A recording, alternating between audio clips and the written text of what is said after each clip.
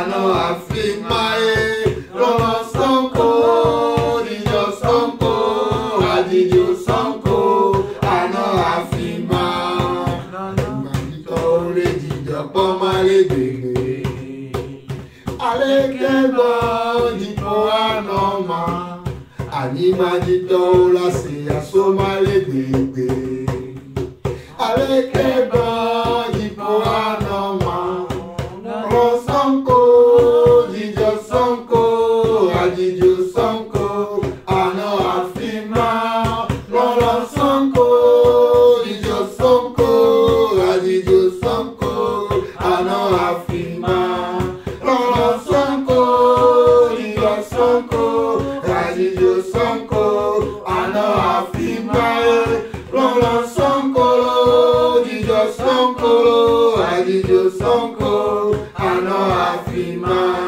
Lolo Sonko, Didio Sonko, Adidio Sonko, ano afima, Lolo Sonko, Didio Sonko, Adidio Sonko, ano afima.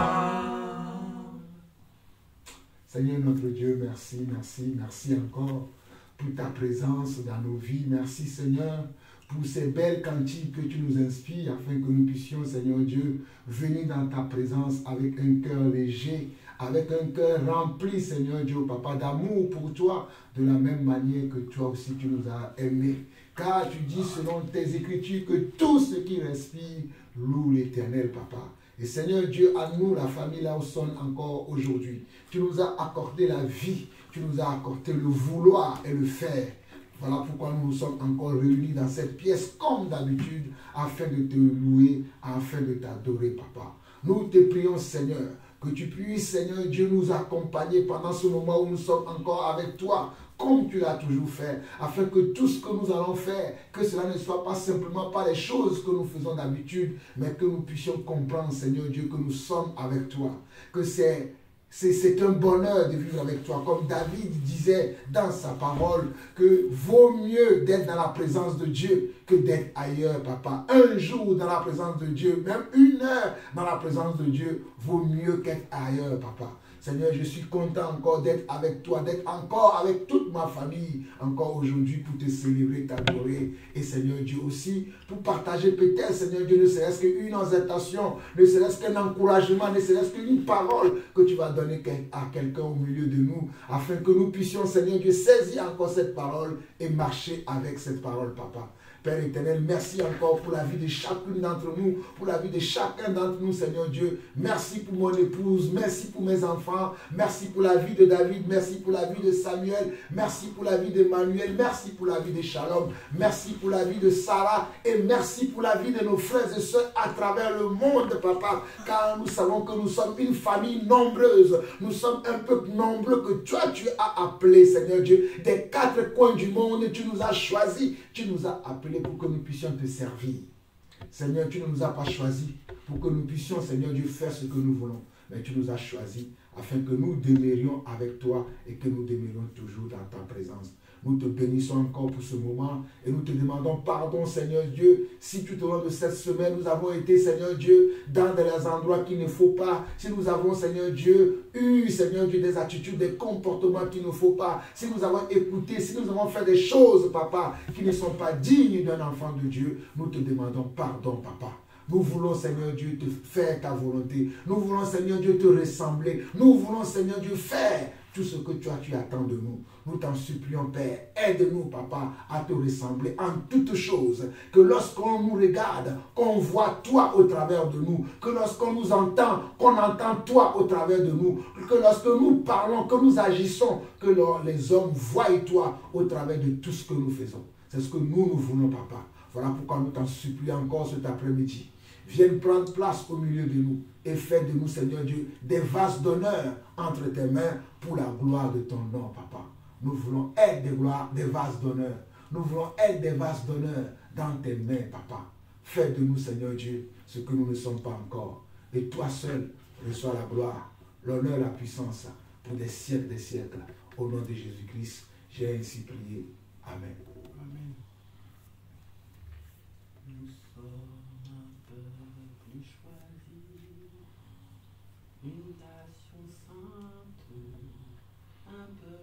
acquis, un peuple racheté de notre vaine façon de vivre.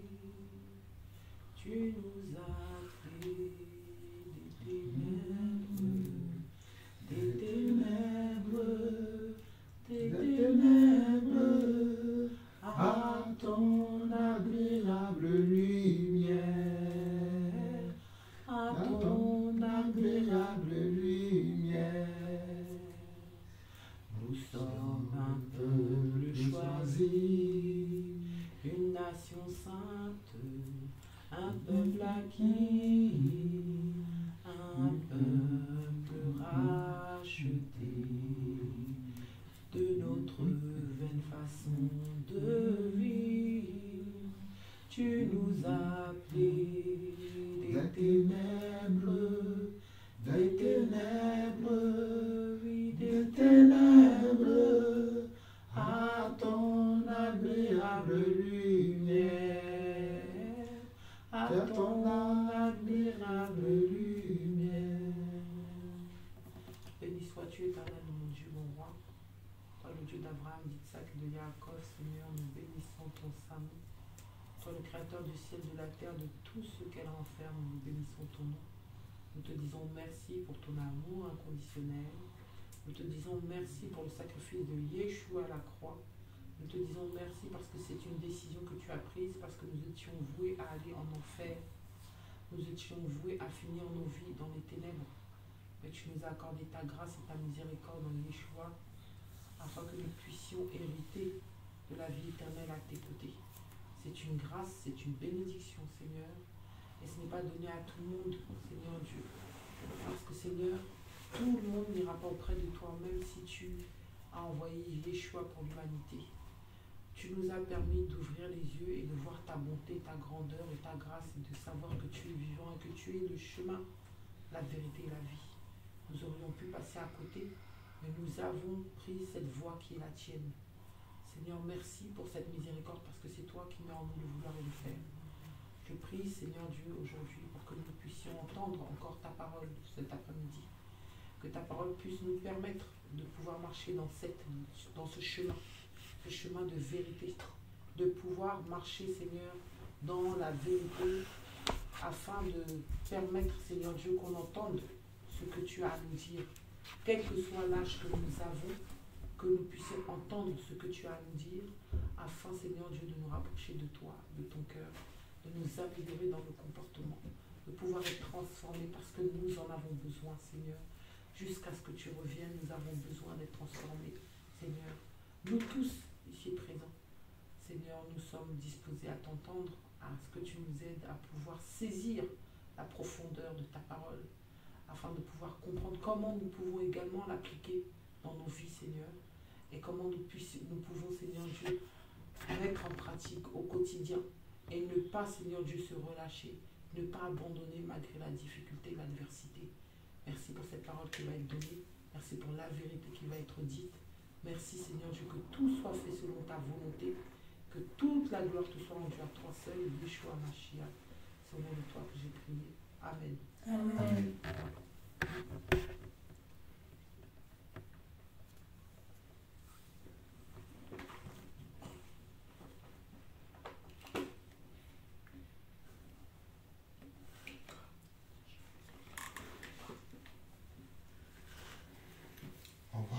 Revenir sur notre passage de Proverbes chapitre 6, où nous avons étudié là dernièrement la vie de la fourmi. Mais je pense que nous avons encore beaucoup de choses à apprendre dans ce chapitre de Proverbes 6. Nous allons continuer aujourd'hui à partir du verset 14, parce que je crois que la dernière fois on s'est arrêté au verset 12 ou au verset 13. Mais aujourd'hui, nous allons continuer du verset 14 jusqu'au verset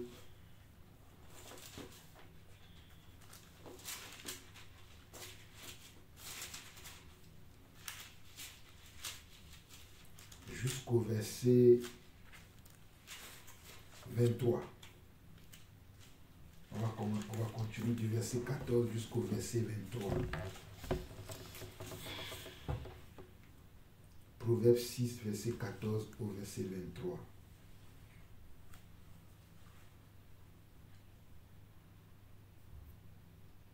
Avant de lire, prenons conscience que la parole de Dieu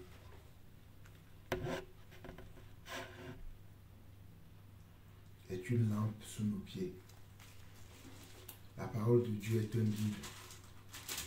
La parole de Dieu constitue des conseils. La parole de Dieu est une lumière. La parole de Dieu est un pédagogue. La parole de Dieu est un instructeur. La parole de Dieu est un enseignant. La parole de Dieu est même un juge. Oui, la parole est un juge aussi. Donc prenons conscience que lorsque nous méditons la parole va s'imposer en nous en tant que pédagogue, en tant qu'instructeur, en tant que conseiller, en tant que correction même. Parfois elle peut nous corriger et parfois elle peut être aussi un juge. Elle va juger les sentiments de nos cœurs, les sentiments de nos pensées. Elle va juger notre être. Voilà pourquoi lorsque nous écoutons la parole de Dieu, nous devons essayer de mettre notre cœur dans ce que nous entendons pour voir quel est l'effet que cette parole va mettre sur notre vie. Parce que lorsque nous écoutons la parole de Dieu, ça va mettre un effet sur notre vie. L'effet peut être positif et elle peut être négative. Elle va être positive si nous-mêmes, quand nous écoutons cette parole, nous la chérissons et nous voulons que cette parole-là fasse partie de nous.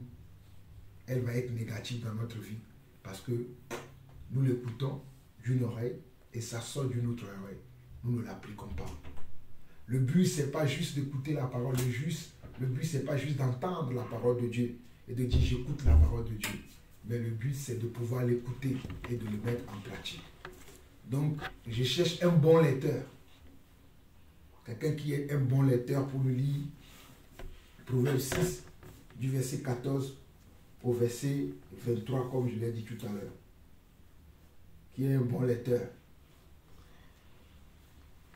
Un bon lecteur. La fausseté dans le cœur. Il contente toujours le mal et sème la discorde. C'est pourquoi le désastre le submergera soudain. Contre toute attente, il sera brisé sans remède. Il y a 6 choses que hait Adonai, 7 qu'il en a horreur, qu'il a en horreur.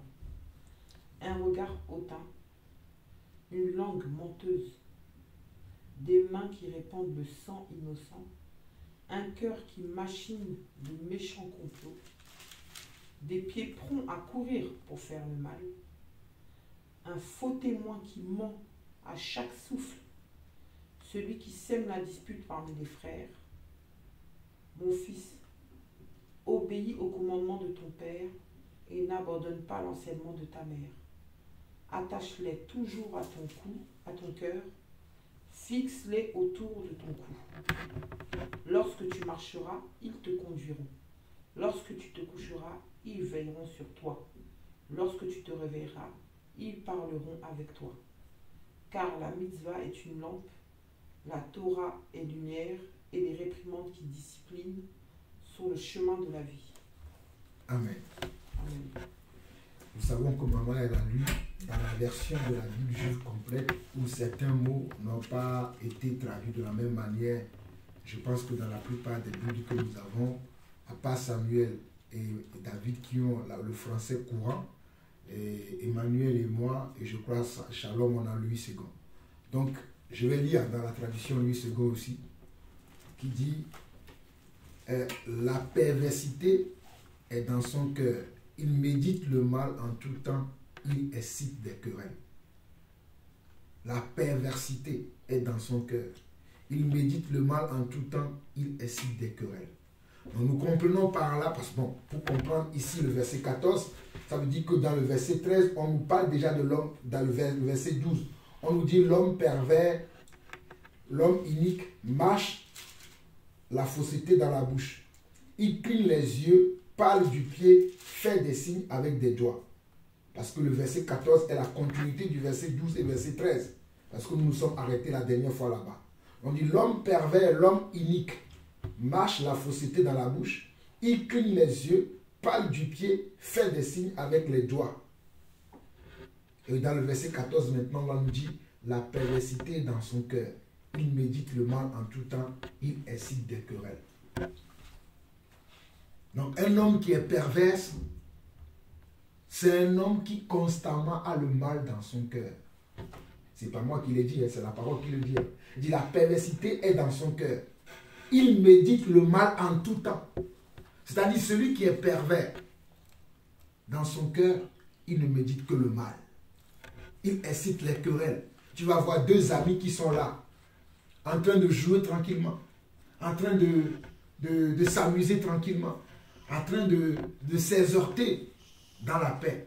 Mais celui qui est pervers, lorsqu'il va arriver, ces deux hommes-là qui étaient dans la paix, ils vont être dans les querelles.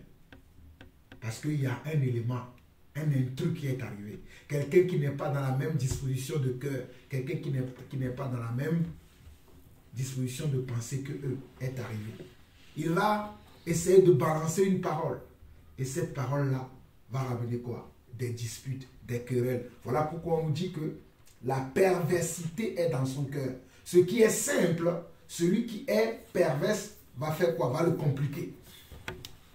Va lui donner un autre sens. Va lui donner une autre compréhension. Pourquoi généralement les gens se querellent? Les gens se querellent parce qu'ils ne se comprennent pas. Et pour que les gens ne se comprennent pas, il faut un élément, il faut quelque chose qui va rentrer en jeu pour que deux personnes qui étaient en paix avant, qui se comprenaient avant, qui marchaient ensemble sans aucun souci, sans aucun problème, puissent commencer à quereller. C'est parce qu'il y a eu quelque part une incompréhension. Et l'incompréhension arrive par qui? Comme on nous dit ici, par la perversité, par l'homme qui est pervers. Celui qui est pervers, qui médite le mal tout le temps dans son cœur. Mais ce qui est dit au verset 15, on nous dit, aussi sa ruine arrivera-t-elle excusez-moi, sa ruine arrivera-t-elle subitement? Il sera brisé tout d'un coup et sans remède. Donc celui qui est pervers, un jour, il va tomber comme ça. Dieu va le faire tomber. Peut-être il est en train de faire son chemin, il divise les gens, il incite des querelles par-ci, des jalousies par-là, des envies par-ci. Partout où il passe, il n'y a que des problèmes qui passent. Mais un jour, comme il y a un dicton dans le monde qu'il y a 999 jours pour le voleur ou 99 jours pour le voleur, mais un seul jour pour le propriétaire. Mais en un jour, le Seigneur va le briser. Et je peux dire encore qu'aujourd'hui, quand on parle du Seigneur, les gens se moquent de nous. Oh, alléluia! Quand on veut dire, venez, on va prier. Oh, ben, vous parlez tout le temps de votre Dieu. Ah, ben oui, vous, tout le temps, vous voulez qu'on fasse comme vous. Vous, tout le temps, vous, tout le temps, vous, tout le temps. De même, un jour, le Seigneur reviendra. Et tous ceux qui l'ont mis de côté, parce que même tous ces hommes-là, qui aujourd'hui, quand on parle du Seigneur, ils ne sont pas intéressés, ce sont des pervers aussi. On parle du Seigneur, oh, tu parles du Seigneur, cause toujours tu m'intéresses. Il va qu'à ses activités. Mais il a oublié que c'est quelqu'un qui lui a donné la force pour pouvoir faire ces activités-là. Donc un jour, ce qu'il ne veut pas écouter là, ce qu'il ne veut pas entendre là, celui qui est à l'origine de ces choses-là, un jour va venir lui demander compte. Où étais-tu, mon ami? Depuis qu'on te parlait, où étais-tu? Depuis qu'on t'exhortait, depuis qu'on te dit intéresse-toi aux affaires de ton père. Tu n'as jamais voulu t'intéresser. Prenons même les cas simples. Même moi qui suis votre père aujourd'hui, tout ce que je possède, vous le savez, vous le connaissez. Vous savez que nous avons 3 voitures, nous avons une maison, nous avons... vous voyez, tout ce que nous avons, vous le savez. Et d'habitude, je vous dis, prenez soin de nos affaires. D'habitude, je vous dis ça. Imaginez que parmi vous, il y a quelqu'un qui ne s'intéresse pas à ça. Et un jour, je meurs. Et je dis bien un jour, je meurs. Et c'est à ce jour-là qu'il veut s'intéresser. Il ne saura pas là où il y a les choses. il ne saura pas là où il y a mes documents, parce qu'il ne s'est jamais intéressé à mes affaires. Mais s'il s'est intéressé, il saura. Et l'habitude, je vous montre, je vous dis tout ce que vous devez savoir sur ce qui nous concerne, je vous parle de ça. C'est la même chose que Dieu fait, il nous parle de ce qui nous concerne, ce qui va arriver. Des fois même, je vous dis qu'il va arriver telle chose. S'il m'arrive telle chose, sachez que vous devez faire ceci. Je vous parle de ces choses comme ça là, parce que c'est comme ça la vie. C'est pour ça que Dieu aussi, il nous donne sa parole. C'est pour ça aussi que Dieu veut qu'on le connaisse. Mais il y a des gens, oh, tu parles de Dieu? Bon, tu sais, moi je vais au marché. On parlera de ça une prochaine fois. Oh, tu parles de Dieu? Oh, moi je dois avoir mon bac. Tu sais, Dieu ne m'intéresse pas. Laisse-moi d'abord avoir mon bac. Ah, tu parles de Dieu? Oh, moi je cherche d'abord un travail. Oh, tu sais, est-ce que ton Dieu peut m'aider à trouver du travail? Il dit, non, mais mon ami, je te parle du ciel. Pourquoi tu me parles du travail? Ah, mais non, mais pour l'instant, moi, je suis sur la terre. J'ai besoin du travail. Donc, si ton Dieu ne peut pas me donner un travail, il ne m'intéresse pas. Vous rigolez. Mais c'est comme ça que les gens réagissent aujourd'hui. Voilà pourquoi on dit au verset 15, aussi sa ruine arrivera-t-elle subitement, il sera brisé tout d'un coup et sans remède. Sans remède veut dire, il n'y a rien qui peut redonner la vie à cette personne. Quelqu'un qui tombe et qui est ruiné, et on dit qu'il n'a plus de remède. Le remède sert à quoi? Le remède sert à réparer ce qui est arrivé qui ne devait pas t'arriver. Le remède sert à soulager quelqu'un qui est malade. Le remède est un médicament, mais on dit le pervers, il tombe et sa ruine va arriver subitement. Il est brisé tout d'un coup et sans remède. C'est-à-dire qu'il n'y a rien qui peut le réparer. Il n'y a rien qui peut l'aider à avoir la forme qu'il avait avant, à avoir la vie qu'il avait avant, à avoir tout ce qu'il avait avant. Pourquoi? Parce qu'il était un pervers. Pourquoi? Parce qu'il était quelqu'un qui incitait les querelles. Il incite des querelles. Il n'aime pas que les gens soient dans la paix. Nous avons comme ça dans nos familles des frères comme ça. Il y a des frères, lorsqu'ils t'appellent, oh, c'est pour parler des gens. Et sœur Nadine, tu sais ce qu'un tel frère a fait? Il va te commencer à parler du frère jusqu'à ce qu'une certaine animosité va commencer à naître en toi. Ah, Samuel, tu sais ce qu'un tel a fait? Il a dit ça, il a dit ça, il a dit ça. Vous devez vous méfier de ces genres de personnes. Je continue. Verset 16. Il y a 6 choses que hait l'Éternel, et même 7 qu'il a en horreur: les yeux hautains, la langue menteuse. Le Seigneur hait les yeux comment? Hautains, la langue menteuse. Qui peut me dire comment on peut savoir qu'il y a des yeux qui sont hautains? Qui peut me dire ça? Comment on peut savoir qu'il y a quelqu'un a des yeux hautains? Oui, je t'écoute. En mentissant. En mentant. C'est pas ça. Parce qu'on dit la langue menteuse déjà après. Comment on peut savoir quelqu'un qui a les yeux hautains? Bon, peut-être vous ne savez pas, ou peut-être vous savez, mais vous ne savez pas comment le dire. Quelqu'un qui a les yeux hautains, c'est quelqu'un qui te regarde avec un regard méchant, un regard dédaigneux, un regard humiliant. Il te regarde, c'est-à-dire, tu es insignifiant devant lui. Il ne te calcule pas dans son regard.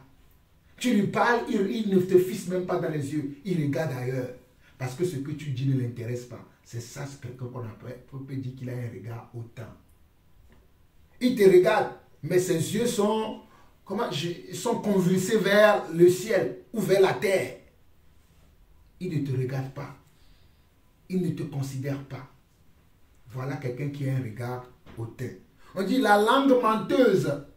Ah oui, il y a beaucoup de gens aujourd'hui qui ont une langue menteuse. Ils mentent beaucoup. Même leur respiration, c'est un mensonge. S'il te dit bonjour, tu dois regarder s'il fait vraiment jour. S'il te dit bonsoir, tu dois regarder si c'est vraiment le soir. Parce que ce sont des menteurs ou des menteuses. On dit le Seigneur fait comment ça? Le Seigneur hait ça. Haïr veut dire le Seigneur n'aime pas. Ou bien avoir quelque chose en horreur, ça veut dire que le Seigneur n'aime pas ça. Mais ce que le Seigneur n'aime pas là, c'est ce que nous les hommes nous aimons faire. On dit le Seigneur n'aime pas les yeux hautains, la langue menteuse, les mains qui répandent le sang innocent. Les mains qui répandent le sang innocent. Ah, vous allez dire, comment une main peut répandre ou bien comment des mains peuvent répandre des sangs innocents. Voici, toi, tu trouves quelqu'un, il y a deux personnes qui se querellent, tu viens, tu n'as même pas demandé qu'est-ce qui se passe. Tu dis, mais toi, tu as tort. Tu n'as même pas demandé, hein, ah, Shalom et Samuel, pourquoi vous vous querellez? Tu n'as même pas demandé ça. Ben, tu viens subitement, tu dis, Shalom, tu as tort. Alors qu'en réalité, Shalom n'a pas tort. Ben, tu as fait quoi? Tu as répandu le sang innocent. Ou bien, autrement dit encore, tu vois deux personnes qui sont en train de se battre, lutter. Tu viens, au lieu de les séparer, hein, au lieu de les séparer, tu viens, tu frappes l'un, il meurt. Et celui que tu as frappé, malheureusement, c'est celui qui est innocent. Ou bien, mieux encore, souvenez-vous de ce qui se passe tout au long de cette semaine, la semaine qui vient de s'achever là, ce qui s'est passé en France. Des gens ont garé leur voiture sur leur parking, tranquillement, pour passer la nuit. Ils n'ont rien demandé à X ou Y. Parce qu'il y a un enfant qui a été tué. Des individus sont venus casser leur voiture, ont brûlé leur voiture, ils ont cassé leur maison. Il y a même des gens qui ont fait des prêts pour avoir une affaire, excusez-moi le mot, pour avoir une affaire, pour avoir un commerce ou bien un business. Et du jour au lendemain, les gens reviennent, peut-être le soir, ils ont fermé leur boutique, ils viennent le lendemain, il n'y a plus rien du tout. Est-ce que c'est le monsieur là qui a tué l'enfant qui est mort, qui est à l'origine de toutes ces choses-là? Mais non. Mais on est venu casser sa voiture, on a venu détruire sa maison. Il y a même des gens qui ne dorment plus à cause de ça. C'est ça, répandre le sang d'un innocent. Et les jeunes qui font ça, si toi tu veux maintenant les parler, vous savez comment ces jeunes-là, ils vont t'insulter même. C'est-à-dire, tu te prends pour qui? Pour venir nous parler ici. Tu es qui pour toi? Moi, nous voulons venger notre frère. Certains même, ils ne connaissent même pas le type qui est mort, ni d'Adam, ni d'Ève. Ils ne savent même pas dans quelle adresse il habite, dans quelle ville il habite. Mais c'est eux qui veulent défendre cette personne-là. Chez nous, on dit, tu ne comprends pas le langage des gens, mais c'est toi qui veux témoigner. J'ai traduit, ça m'a langue dit ça. Ce n'est toi qui ne comprends pas le langage des gens, mais tu veux témoigner. Avant de vouloir témoigner pour quelqu'un là, il faut d'abord comprendre le langage des gens. Savoir ce qui s'est passé. Être témoin vraiment de la chose avant de vouloir témoigner. En réalité, nous tous, nous ne savons pas ce qui s'est passé réellement ce jour-là. Seuls les deux policiers et l'enfant qui était en toi savent ce qui s'est passé. Aujourd'hui, chacun donne sa version. Ah oui, non, mais il a mal parlé, peut-être le policier a mal fait. On ne sait pas. C'est pas parce qu'il y a une mère qui s'est plaint, oui, c'est mon fils unique, que bon voilà, toute la terre doit tourner autour de son fils unique. Nous ne cautionnons pas la violence. Mais ce qui se passe là, regardez, toutes les voitures, même nos arrêts de bus, il n'y a plus de bus. Qu'est-ce que le chauffeur de bus là a cherché dedans? Aujourd'hui, j'étais en train d'écouter Tata Aline qui me disait que il y a un monsieur qui rentrait tranquillement avec son camion à la maison. Hein. Il y a les jeunes qui l'ont accosté, ils l'ont dit descends du camion. Le monsieur n'a pas voulu descendre. Ils ont mis le feu dans le camion. Le feu a brûlé son pied. Un père de famille qui est parti travailler pour rentrer chez lui. Et vous pensez que les enfants qui font ça, les jeunes qui font ça, ce ne seront pas punis? Oh, on ne se moque pas de Dieu. Ce qu'un homme aura semé, il en moissonnera. Et voilà pourquoi lorsque je vous éduque ici, je vous dis souvent, vous ne devez pas être dehors. Vous avez dit, papa, il est dur, il est méchant. C'est pour vous éviter d'être dans les choses comme ça. Je rends grâce à Dieu qu'au coin d'entre vous, ne se retrouve dans ces choses. Et même quand vous regardez ça ici, vous rigolez. Ça vous fait rigoler. Mais quand moi je vois ça, ça me rend triste. Ça me fait mal de voir que les gens, je sais comment la vie est dure aujourd'hui. Mais les gens investissent leur argent. Même si c'est l'État qui a investi l'argent, parce que dans certains endroits, ce sont les écoles, les endroits de culture, les lieux culturels qui ont été comment? Qui ont été bafoués, mis en feu par les jeux. Voilà pourquoi le Seigneur dit dans la parole, les mains qui répandent le sang innocent. On ne doit pas répandre le sang innocent. C'est-à-dire, on ne doit pas condamner quelqu'un qui est innocent. En d'autres mots, c'est ça. On ne doit pas condamner quelqu'un qui est innocent. On condamne qui? Qui c'est celui qu'on condamne? Qui c'est? Ah, le contraire d'innocent, c'est quoi? On condamne le coupable. On ne condamne pas l'innocent. On condamne le coupable. Le Seigneur a toujours condamné le coupable. Le Seigneur ne condamne pas l'innocent. Et nous devons être comme le Seigneur. Et si on continue, on dit, le verset 18 dit, le cœur qui médite des projets iniques, les pieds qui se hâtent de courir au mal. C'est ce que nous avons vu cette semaine. Hein? C'est ce que nous avons vu. C'est comme si le Seigneur savait qu'on allait parler de cet enseignement parce que c'est les exemples palpables qui me viennent. Regardez, le cœur qui médite les projets iniques. Dans la journée, ils sont là, ils font des programmes le soir. Nous allons aller casser Carrefour. Nous allons aller casser, je ne sais pas, tel bus. Et dès que la nuit arrive, réunion faite, paf, ils sont là, ils cassent les choses. Est-ce que c'est bien de faire ça? Et chez vous, vous qui êtes jeunes, vous qui êtes encore des enfants, parmi vous aussi, quand vous êtes là, au lieu que vous... C'est pour ça que des fois, quand vous êtes là, et que des fois, je vous vois tout le temps jouer, être sur les jeux. Parce qu'il y a certains qui ont fait des violences là. Ce sont des choses qu'ils ont vues dans les jeux. Hein. Et ce qui est encore plus grave, et qui me fait encore plus mal, c'est que quand ils le font, ils ne sont même pas conscients. Ils prennent des photos, ils prennent des vidéos pour montrer à leurs semblables, à leur père, que voici, je suis l'homme fort. J'ai cassé une voiture, j'ai cassé un magasin. J'ai tiré sur la police. Est-ce que c'est normal de voir les choses comme ça? Regardez, c'est écrit. Hein? Verset 18. Le cœur qui médite les projets iniques, les pieds qui se hâtent de courir au mal. Aujourd'hui, nous voyons des gens qui méditent des projets iniques. Ils sont dans la famille. Ah, comme ils n'aiment pas un frère et une soeur, ils vont dire, comment je vais faire pour que tel frère et telle soeur ne puissent pas être encore dans cette harmonie, cette complicité dans laquelle ils sont. Il va appeler l'un des frères. Frère, tu sais ce que ton frère m'a dit l'autre jour? Il m'a dit que tu es méchant. Il m'a dit que tu l'as volé. Il m'a dit que tu as fait ceci. Et il appelle l'autre frère aussi. Tu sais ce que ta soeur m'a dit? Ta soeur m'a dit ceci. Ton frère m'a dit cela. Et quand les deux frères vont se voir, ils vont commencer par se quereller. Qui a fait ça? Celui qui a appelé, le méchant. Voilà pourquoi on nous dit, le cœur qui médite les projets iniques, les pieds qui se hâtent de courir au mal. Le faux témoin qui dit des mensonges.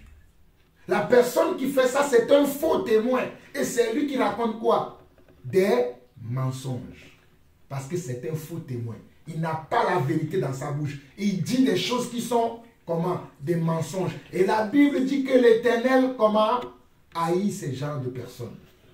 L'Éternel a horreur de ces genres de personnes qui ont cette attitude, qui ont cette façon de faire, qui ont cette manière d'agir dans leur vie. Le Seigneur n'aime pas ce genre de choses.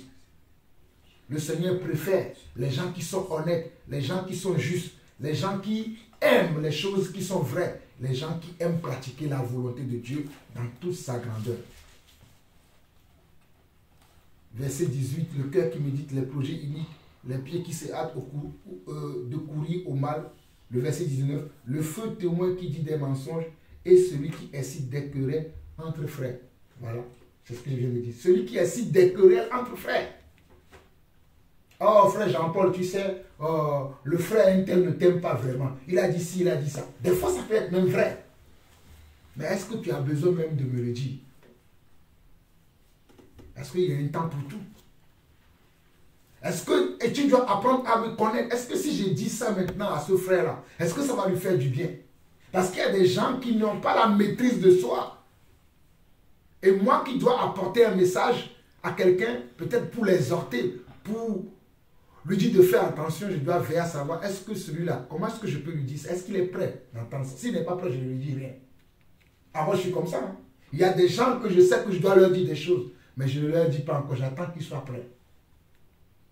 Ou bien quand je vais lui dire d'une telle manière qu'il n'aura pas en lui une colère ou bien une haine envers celui ou celle qui lui fait défaut. Et si nous continuons, on dit la parole de Dieu. Le verset 19, le faux témoin qui dit des mensonges est celui qui incite des querelles entre frères. Mon fils, garde les préceptes de ton père et ne rejette pas l'enseignement de ta mère. Et vous voyez, le Seigneur dit, garde les préceptes de ton père et ne rejette pas l'enseignement de ta mère. Et vous tous, ou bien nous tous, nous savons que les préceptes de notre père, c'est quoi? Les mises en garde. Voilà, les mises en garde, les commandements de Dieu. L'enseignement de notre mère, c'est encore quoi? Ce sont les commandements de Dieu.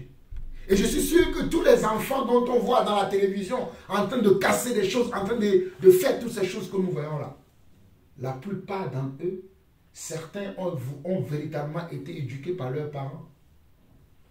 Mais à un moment donné, ils ont fait quoi? Ils ont suivi les personnes qu'il ne faut pas. Ils ont suivi des personnes qui incitent des querelles.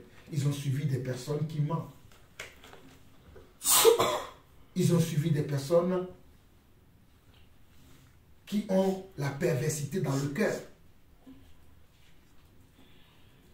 Voilà pourquoi ce n'est pas n'importe qui que nous pouvons suivre.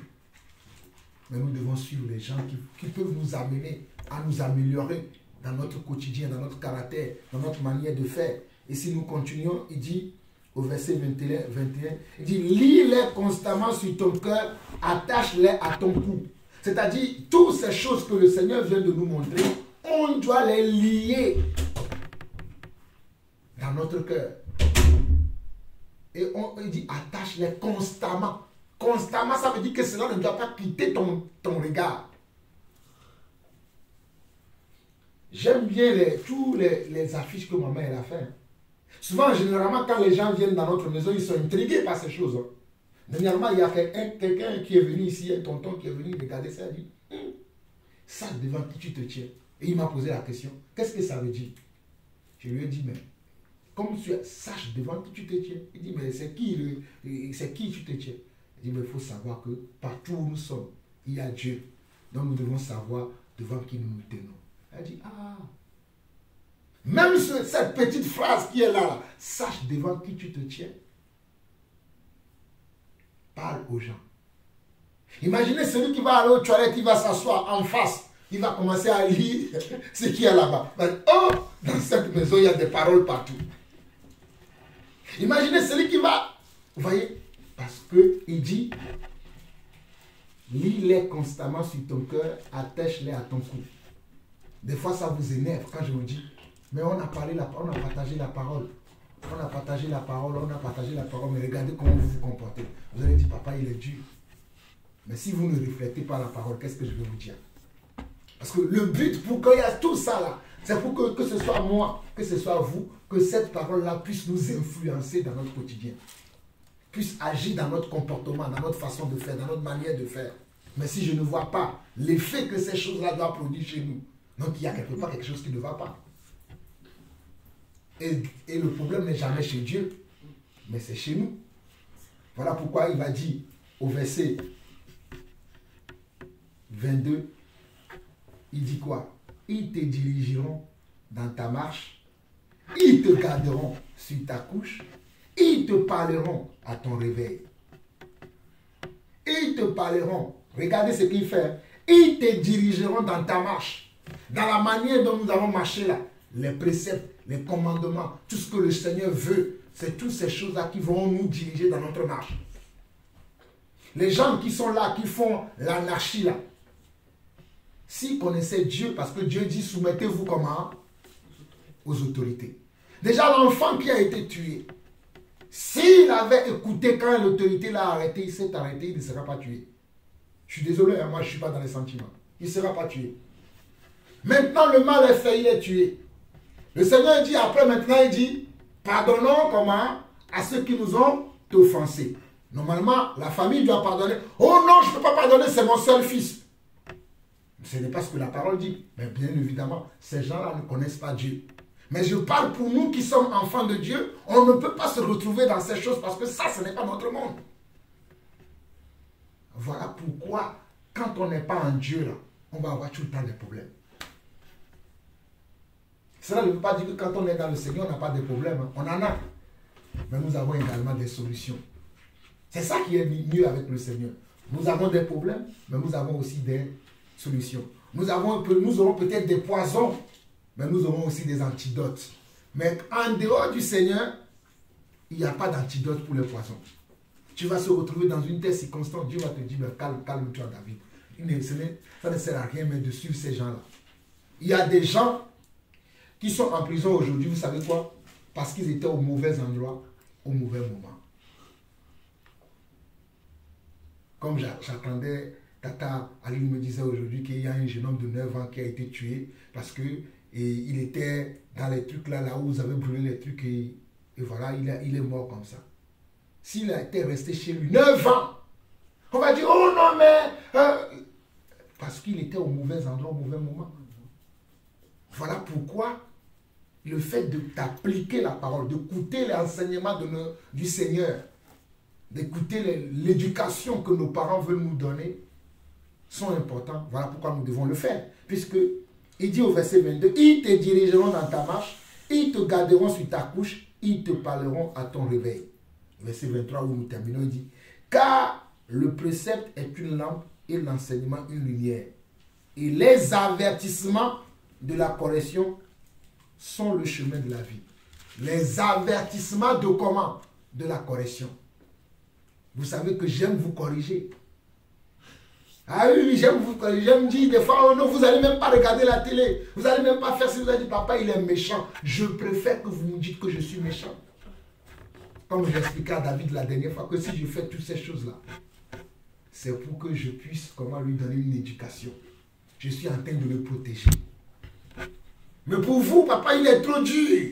Et même pour le reste de la famille, oh, votre père, là, il est trop dur. Parce que moi, je laisse mes enfants regarder tout ce qu'ils veulent à la télé. Même s'ils veulent dormir à la télé, 24 heures sur 24, je les laisse. Oh, votre père, il est dur. Et vous aussi, vous dites, ah oui, c'est vrai, papa, il est dur. Je ne serai jamais comme ces gens-là. Parce que ces gens-là et moi, nous n'avons pas la même façon de voir la vie. On n'a pas le même esprit. Je vous donnerai toujours des limites. Vous avez toujours le droit de faire ce que vous voulez. Mais selon comment quoi? Selon le cadre que Dieu a posé dans notre vie. Selon le cadre que je pose dans votre vie. Je ne peux pas permettre que vous soyez à des endroits dont moi je ne suis pas au courant. Comme aujourd'hui, vous connaissez mon oncle, tonton Hyacinthe, qui est venu ici avec son fils David, qui m'a dit, David a 17 ans. Il m'a dit, quand je regarde la télé, ce qui s'est passé, lui il vit en Allemagne. Mais il m'a dit, quand je regarde la télé, ce qui se passe en France, je me dis, c'est pas possible. Il dit, même à 17 ans, quand mon fils David doit sortir, il doit me demander comment, si je peux sortir ou pas. Il m'a appelé ce matin, quand je faisais en train de faire du sport, il m'a dit, j'ai écouté, j'ai vu, je voulais voir si vous allez bien. Oh, gloire à Dieu, tous mes enfants sont au calme. Personne de mes enfants n'est là-dedans. Et dans notre discussion, dans notre partage, il me dit, est-ce que même David qui a 17 ans pour sortir dehors là, il doit demander pardon. Mais quand je parle avec David, il doit me demander. Des fois, quand je parle avec David, oh, moi je m'ennuie, je vais sortir, je vais aller voir mes amis. Mais David n'a même pas encore 17 ans. Vous voyez? Parce que c'est comme ça qu'on doit éduquer nos enfants. Il n'a pas dit qu'il ne doit pas sortir, il a dit avant de sortir, il doit me demander, je vais lui demander où tu vas, tu seras avec qui? Et il lui fixe des limites. Ce n'est pas ce que je fais ici. Des fois, je vous dis, vous allez descendre, vous descendez, mais vous laissez à tel endroit. Comme ça, je saurai si vous êtes là-bas, s'il y a quelque chose, je sais que mes enfants sont ici. Ou bien je vous dis, vous descendez, vous faites 2 heures, après vous remontez. Ou bien des fois, moi-même, je descends avec vous, afin que je puisse avoir mon œil sur vous. Combien de fois je n'ai pas fait des tours de vélo avec vous? Bientôt, on va recommencer à faire des tours de vélo parce que on est en été. On est en été, combien de fois on n'a pas fait ensemble? Au lieu de vous laisser pavaner avec les amis, les hommes qui sont pervers, les gens qui vont vous dire des choses que vous ne devez pas entendre. Quand nous, on vous donne une certaine éducation, ils vont vous dire, oh non, vos parents sont méchants. Moi, mon père me laisse faire tout ce que je veux. Eh bien, ton père n'est pas le père de Jean-Paul. Ton père est différent de mon père. Tu vois, ton père te laisse aller dans les supermarchés, voler, et ça ne lui fait rien. Mais moi, mon père ne me permettra pas de faire ça. Ah, toi, ton père te laisse aller, casser les voitures des gens. Mais moi, mon père ne me laissera pas ça, faire ça. C'est un cadre de vie. C'est pourquoi? C'est pour vous éviter quoi? D'avoir des problèmes. Tous les jeunes qui ont fait ça, c'est vrai, tous ne sont pas arrêtés. Mais ceux qui sont arrêtés, oh, croyez-moi, ils vont le payer cher. Oh, croyez-moi, avec ce qui se passe là, oh, croyez-moi, ils vont le payer cher. Certains même, c'est les parents. Parce qu'ils sont des mineurs. Ils ne peuvent pas aller en prison. Donc, qui vont payer? Ce sont leurs parents. Comme j'ai appris un jour qu'il y a un enfant dans une école, il a cassé, je crois, un plafond, un truc qui coûtait à peu près dans les 7 000, 6 000 euros. Après, l'école a demandé aux parents de payer. Les parents ont commencé à dire non, on ne peut pas payer. Après, on les a mis devant leur dit, mais monsieur, madame, le plafond n'est pas tombé tout seul. C'est votre fils qui l'a cassé. Donc, vous devez le réparer. Ils ont commencé à discuter même au mois donné. On leur a, comment faire quoi?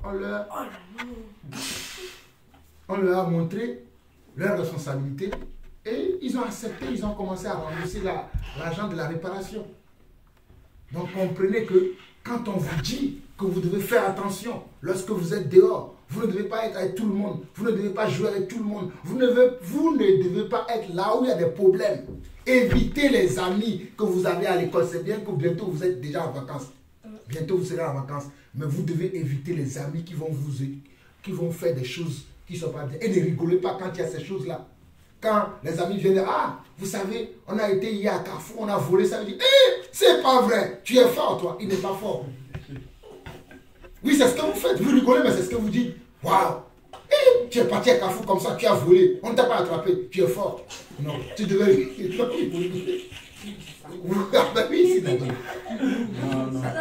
toi, tu ne dis pas ça. Mais quand ils sont à l'école, quand ils sont sur les réseaux sociaux, c'est comme ça qu'ils font. Ah, tu es fort. C'est pour ça que ces jeunes-là, c'est parce que ces jeunes-là, je ne dis pas que mes enfants font ça, je connais mes enfants. Mais je parle de ce qui se passe autour de ces genres de choses. C'est parce que les gens les encouragent. Il y a certains, au lieu de les reprendre, ils ne les reprennent pas. Ils les encouragent plutôt à dire, ah, c'est bien, demain amène-moi, moi aussi je vais faire. Et c'est comme ça que les gens ils se retrouvent dans les problèmes. Donc, vous devez apprendre à vous affirmer. Oui, à vous apprendre à vous affirmer. Ça veut dire ne pas suivre les gens. Voilà, ça veut dire ne pas suivre les gens, mais suivre comment? Son instinct, suivre sa destinée, suivre la parole de Dieu, marcher selon la parole de Dieu, agir selon la parole de Dieu, mais ne pas suivre tout ce que tout le monde fait.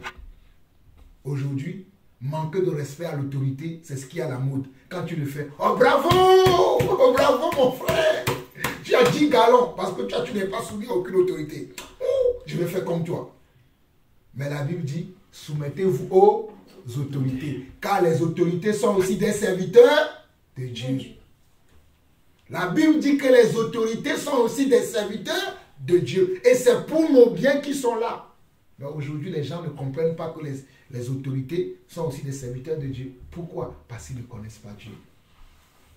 Parce que quand tu vas leur parler de Dieu, oh, toi tu parles de Dieu, oh, moi je veux d'abord gagner 5 000 euros par mois.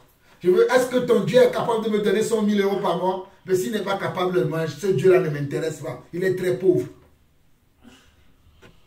Ah, est-ce que ton Dieu-là peut me permettre de me marier? Ah, moi j'attends un enfant, je veux me marier. Si je ne peux pas me marier, ton Dieu-là ne m'intéresse pas. Bref, je ne vais pas raconter tout. Mais vous voyez déjà, je vais relire rapidement le verset 14 au verset 23 et je vais m'arrêter. La perversité est dans son cœur. Il médite le mal en tout temps. Il excite les querelles. Aussi sa ruine arrivera-t-elle subitement. Il sera brisé tout d'un coup et sans remède. Il y a 6 choses que hait l'Éternel et même 7 qu'il a en horreur. Et voici les 6 et les 7 choses. Les yeux hautains, la langue menteuse, les mains qui répandent le sang innocent, le cœur qui médite les projets iniques, les pieds qui se hâtent de courir au mal. Tu es au calme chez toi, mais quelqu'un vient t'inciter, tu sors pour aller faire n'importe quoi. Les pieds, oh alléluia, les pieds qui se hâtent de courir au mal. Le faux témoin qui dit des mensonges et celui qui excite des querelles entre frères. Mon fils, garde les préceptes de ton père et ne rejette pas l'enseignement de ta mère. Lis-les constamment sur ton cœur, attache-les à ton cou. Ils te dirigeront dans ta marche, ils te garderont sur ta couche, ils te parleront à ton réveil.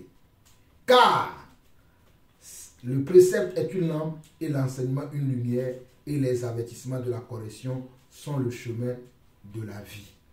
Amen, amen et amen. Je ne sais pas si vous avez des commentaires, vous avez la parole.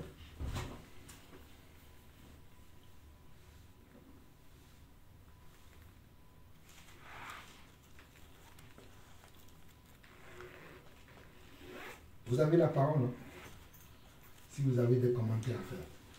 Si vous n'avez pas de commentaires à faire, on va prier.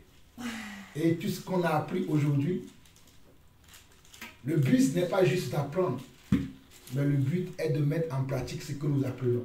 Le but est de garder ce que nous apprenons. Le but est de faire ce que nous apprenons dans la parole de Dieu, afin que notre marche soit une marche qui est digne d'un enfant de Dieu. Et surtout, si notre marche est digne d'un enfant de Dieu, ça va nous éviter quoi? Ça va nous éviter des ennuis et des problèmes. Amen. Amen. Alors, nous allons prier. Éternel notre Dieu, notre Père, nous t'en sommes reconnaissants pour ce moment que tu as encore permis afin que nous puissions écouter encore ta parole. Comprendre, Seigneur Dieu, ce que tu attends de nous en tant que tes fils et tes filles. Savoir ce que tu n'aimes pas et ce que tu aimes. Éternel, nous avons vu tout ce que tu n'aimes pas selon cette parole que nous avons lue dans Proverbe chapitre 6. Nous avons médité dans Proverbe chapitre 6. Éternel notre Dieu, nous savons qu'au milieu de nous, il y a encore des enfants. Il y a encore des gens qui sont jeunes dans la foi. Il y a encore des gens qui sont des nouveaux convertis au milieu de nous. Il y a même certains qui ne sont même pas encore convertis. Mais en écoutant ces paroles, Seigneur Dieu, ils songent, ils se demandent, est-ce que ça vaut la peine que je me convertisse? Est-ce que ça vaut la peine que je suive le Seigneur? Est-ce que ça vaut la peine que je sois avec le Seigneur? Éternel notre Dieu, nous te supplions, aide chacun d'entre nous à ce que nous puissions mettre en pratique cette parole, afin que nous ne serons pas des auditeurs oublieux, mais que tout ce que tu nous enseignes au travers de ta parole puisse être également et être fortement une lumière à nos pieds, afin que nous puissions, Seigneur Dieu, tous les jours, marcher selon toi, Papa. Nous te disons merci encore pour ce moment que tu nous as accordé. Et Seigneur, je prie que tu donnes la force à mes enfants, que ce qu'ils ont déjà compris, ce qu'ils ont déjà commencé à faire dans leur vie, Seigneur, que rien ne puisse entraver, Seigneur Dieu, l'œuvre que tu as commencée dans leur vie, Papa. Qu'ils continuent à marcher dans tes voies, qu'ils continuent à te craindre, qu'ils continuent, Seigneur Dieu, à être le sel de la terre et la lumière du monde, Papa. Je te bénis pour chacune de leurs vies, Papa. Je te bénis pour la vie de David. Je te bénis pour la vie de Samuel. Je te bénis pour la vie d'Emmanuel. Je te bénis pour la vie de Shalom. Je te bénis pour la vie de Sarah. Et je te bénis également pour la vie de leur maman, ma tante et ma chère épouse. Seigneur Dieu, merci parce que à nous deux, tu nous as accordé d'être dans une famille afin que nous puissions mener cette famille-là jusqu'à toi, Seigneur Dieu. Et Seigneur, c'est à cela que nous nous attelons, car nous savons que tu as dit dans ta parole que nous devons enseigner à nos enfants les voies de l'Éternel, afin que lorsqu'ils grandissent, qu'ils ne s'en détournent pas. Et papa, nous savons que nous ne sommes pas dehors avec nos enfants. Nous savons que nos enfants fréquentent les enfants qui ne te connaissent pas. Nous savons que nos enfants sont dans le monde. Mais nous savons également que toi, tu as dit dans ta parole que nous sommes dans le monde, mais que nous ne sommes pas du monde. Voilà pourquoi nous prions, papa, que tu préserves nos enfants de cet esprit de rébellion qui est dans le monde, de cet esprit d'anarchisme qui est dans le monde, de cet esprit de non-soumission à l'autorité qui est dans le monde. Que nos enfants soient un modèle pour les autres enfants dans le monde, papa. Père, je t'en supplie que nous-mêmes et nos enfants, nous serons des modèles pour le monde. Au nom de Jésus-Christ, nous avons ainsi prié. Amen. Amen.